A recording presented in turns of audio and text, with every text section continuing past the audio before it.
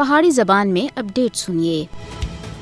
بھارت پیشیانہ طاقت کا استعمال کر کے کشمیر دے رہنے والوں دے جذبہ آزادی کو کسی بھی صورت دبا نہیں سکتا۔ کشمیری عوام اقوام متحدہ دی قراردادوں کے مطابق اپنے حق خود ارادیت کا مطالبہ کر رہے ہیں۔ مودی کو یاد رکھنا چاہیے کہ فوجی جبر تھے عوامی تحریکوں کو آج تک شکست نہیں دیتی جا سکتی اور نہ ہی آزادی دی تڑپ رکھنے والوں کو وحشیانہ ہتھ کرنا تھے دبایا جا سکتا ہے۔ کشمیری عوام بھارتی ظلم تھے آزادی دے حصول تک اپنی جانہ دا نذرانہ پیش کرتے رہے سن۔ بھارتی تسلط آزادی دے حصول دے واسطے کشمیری عوام دا ڈولیا گیا مقدس خون کسی بھی صورت وچ ضائع نہیں ہون لگا۔ کشمیری عوام اقوام متحدہ دی قراردادوں کے مطابق اپنے حق خود ارادیت دا مطالبہ کر رہے ہیں۔ مقبوضہ جموں کشمیر وچ بھارتی فوجیاں سن ضلع بڑگام دے درگبال چاڈورا وچ فوجی آپریشن دے دوران کار تلاشیاں دے دوران پان توڑ اور ادھر دے بسکینہ دے اتے سخت تشدد اور قیمتی سامان لوٹ لیا۔ بھارتی سپریم کورٹ سن مقبوضہ جموں کشمیر وچ قانون ساز اسمبلی اور لوک سبھا دے حلقاں دی نام نہاد حلقہ بندیاں دے عمل دے خلاف دائر درخواست کی